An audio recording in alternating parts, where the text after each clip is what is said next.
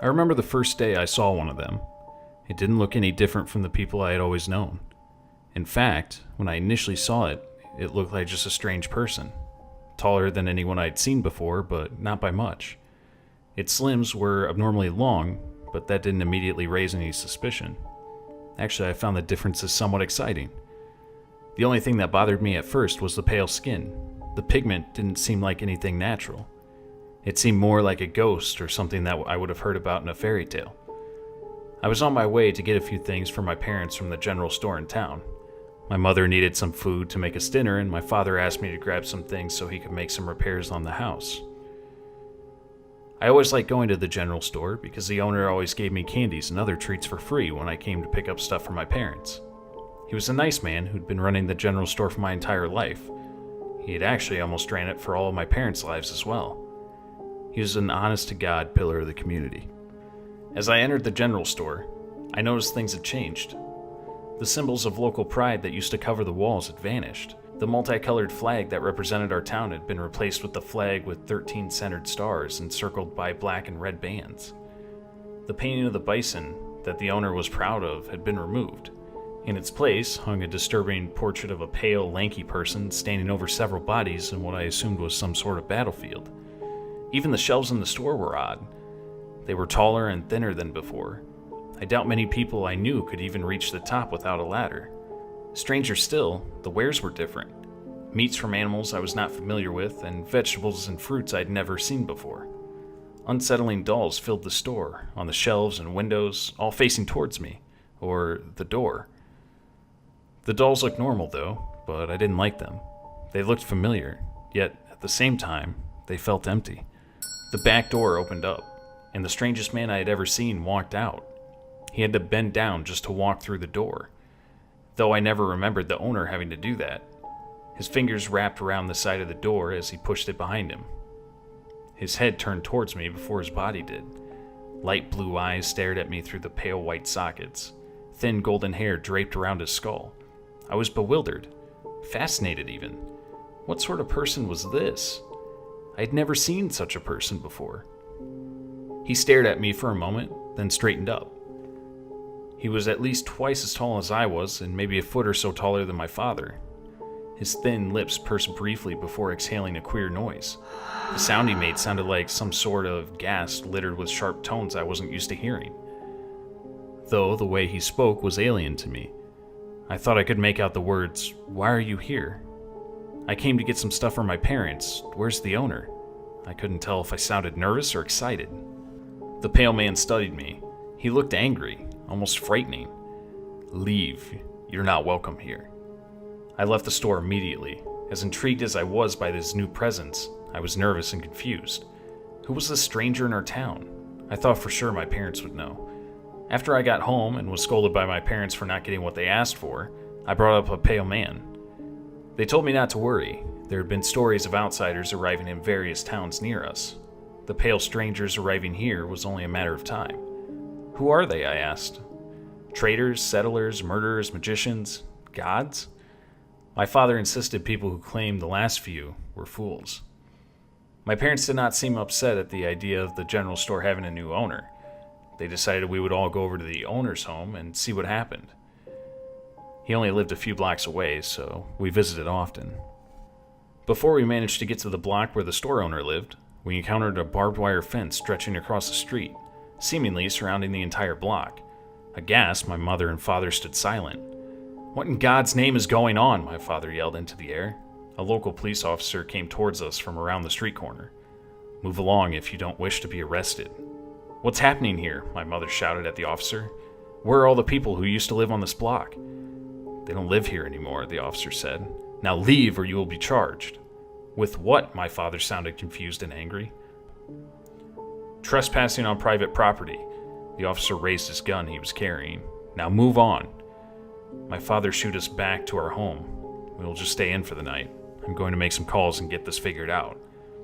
After we got home, my mother and I sat and watched the news while my father made several phone calls.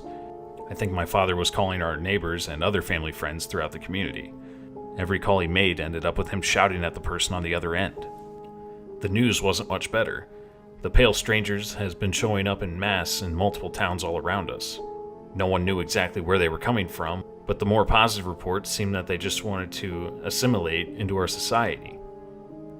That's probably the truth of all this, my mother responded. Why else would they be living in the same houses and working in the same stores? The negative reports, though significantly fewer, silenced the air around us. Even my father dropped the phone when he overheard the reporter was saying on the television. Though most of these new arrivals have shown to be completely harmless, a few incidents of violence have been reported. A fight broke out between a group of strangers and some locals who refused to sell their home.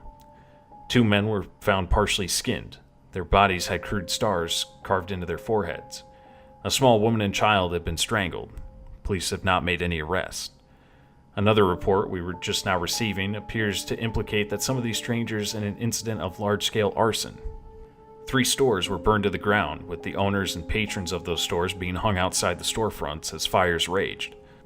1 store, currently being run by a stranger, was left untouched.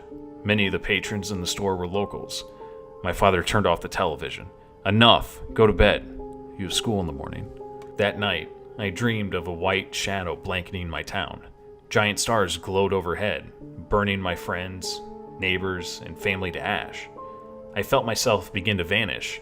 First my memories, then my pride, then my humility. I woke up in a sweat. I got dressed and ran into the kitchen. My father had already left for work, but my mother was finishing breakfast. We didn't speak of the strangers.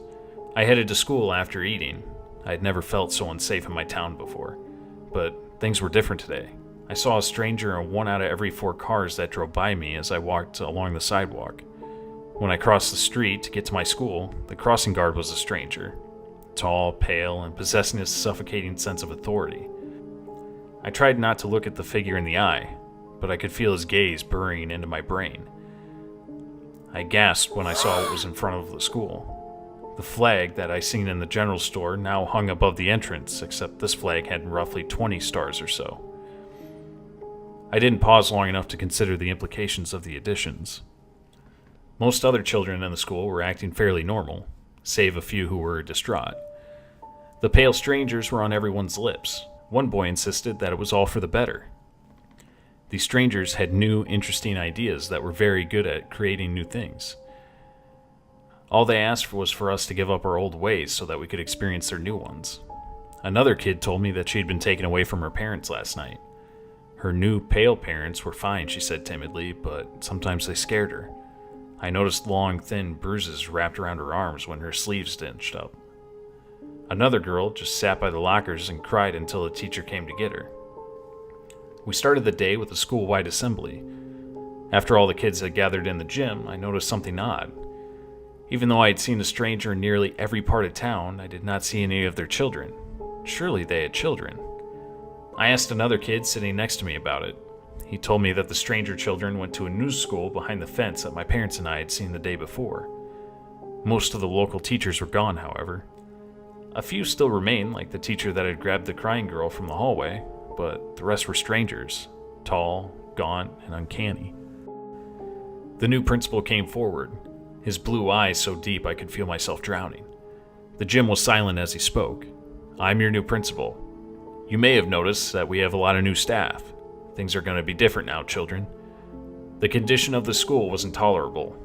That's going to change today. You will be given new uniforms and taught from an appropriate curriculum. Behavioral problems will not be tolerated. Our resource officers will ensure that. His accent was still strange, but his words were clear as anyone's would be. The entire gym's gaze turned towards several of the strangers dressed in brown police-like uniforms. Anyone who breaks the school rules or refuses to complete their assignments will be removed. With that, the new principal left, and we were escorted to our classrooms by an officer. After I got to my classroom, my new pale teacher began an overview of the history of the strangers. They had come from a faraway land and crossed an entire ocean to reach the riches the teacher claimed our town possessed. You are peaceful people, the stranger in the class said. That will make it easy to educate you. I shuddered and shrunk into my seat as I noticed the windows of my classroom were lined with the type of dolls I had seen in the general store the day before. These dolls looked just like the teachers who used to teach at my school. The stranger noticed me staring at the dolls and asked if something was wrong. Where did these dolls come from? My voice was weak, yet I could hear it nearly echo in the tense atmosphere. What do you mean? The stranger almost looked genuinely confused. I thought you would be more comfortable surrounded by your own culture. It's fine. I've just never seen anything like them before. The stranger stared at me silently considering. Meet me after class, and with that, class resumed. I didn't say anything to anyone the rest of the day. I knew I had to leave as soon as possible. I had to warn my parents. As soon as the last bell rung, I bolted towards the door. One of the pale officers in brown attempted to stop me from leaving the building before I met with the teachers, but I managed to escape. I ran. I ran and ran and ran. The few things I can remember about my trip home were the stars, dolls, and strangers. Everywhere. Within a few days, everything I had known was gone. I passed by one local who tried to stop me while shouting, "Isn't everything great now? Thank God for the strangers. They finally brought us civilization." I stood in front of my house, or what used to be my house. A flag with 25 stars hung over the doorway. The red and black bands swallowed everything around them. Dolls resembling my parents were hanging by their necks from either side of the porch. I ran to my local library. A stranger was working the desk, and I asked to use the computer to type this out. I think it suspects I'm up to something. I saw it pick up the phone and turn away from me. I don't think I have long. Has anyone else seen these pale strangers? Have they shown up in any towns or villages near you? If so, don't trust them. They will destroy everything you care for.